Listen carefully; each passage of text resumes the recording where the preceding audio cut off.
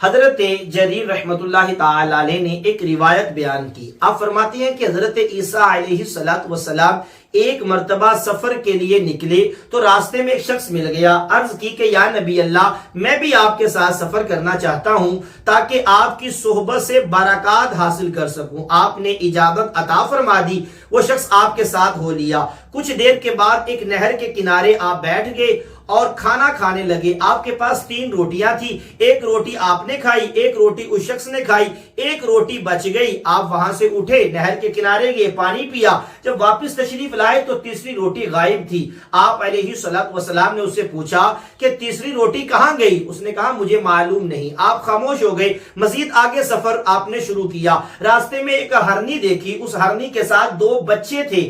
آپ نے ایک بچے کو اپنی طرف بلایا. وہ آپ کے پاس آیا. آپ نے اسے ذبح کیا، اس کا گوشت بونا، خود بھی کھایا، اس شخص کو بھی کھلایا اور پھر اس کی ہڈیاں جمع کر کے فرمایا قم باذن اللہ، اللہ کے حکم سے کھڑی ہو جا. وہ ہرنی کا بچہ کھڑا ہو گیا اور وہ پھر جا کر اپنی ماں کے پاس، ہرنی کے پاس چلا گیا. آپ علیہ السلام نے اس شخص سے فرمایا کہ اے شخص، تجھے اس ذات کی قسم جس نے تجھے میرے ہاتھوں یہ معجزہ دکھایا ہے، سچ سچ بتا وہ روٹی تیسری کہاں ہے؟ اس نے کہا مجھے معلوم نہیں. آپ مزید سفر کے لیے آگے روانہ ہو گئے. راستے میں ایک دریا آیا.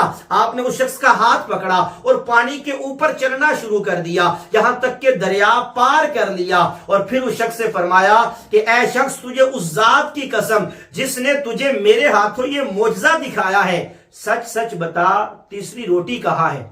اس نے پھر عرض کی کہ مجھے معلوم نہیں ہے. آپ پھر سفر کے لیے مزید آگے روانہ ہو گئے یہاں تک کہ ایک صحرا میں پہنچے.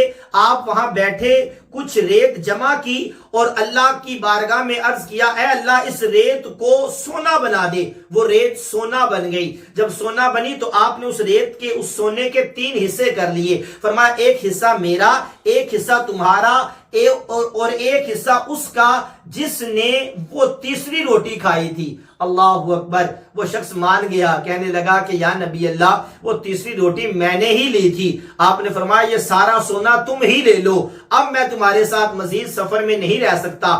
آپ اس سے الگ ہو گئے. وہ سونے کی خوشی میں وہ جھوم رہا تھا یہاں تک کہ وہاں 2 مزید افراد آئے اور انہوں نے دیکھا کہ اس کے پاس اتنا سونا ہے. انہوں نے کیا کیا؟ ارادہ کیا کہ اس کو قتل کر کے سارا سونا خود لے لیتے ہیں. جب یہ ارادہ کیا آگے بڑھے. اس شخص نے کہا ایسا کرو، مجھے قتل نہ کرو، ہم تینوں اس سونے کو آپس میں برابر میں تقسیم کر لیتے ہیں. تینوں اس بات پہ راضی ہو گئی. ایک شخص کہنے لگا ایسا کرتے ہیں پہلے کچھ کھا لیتے ہیں. اب وہ قریبی بازار میں گیا کچھ کھانا لینے کے لیے.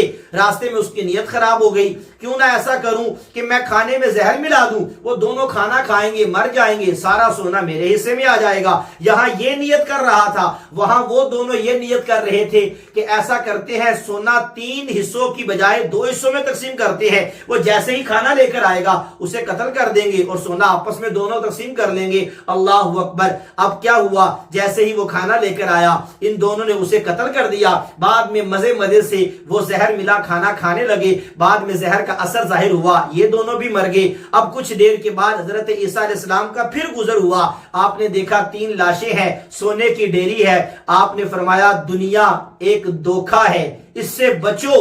جو دنیا کی لالچ میں آ گیا وہ ہلاک ہو گیا.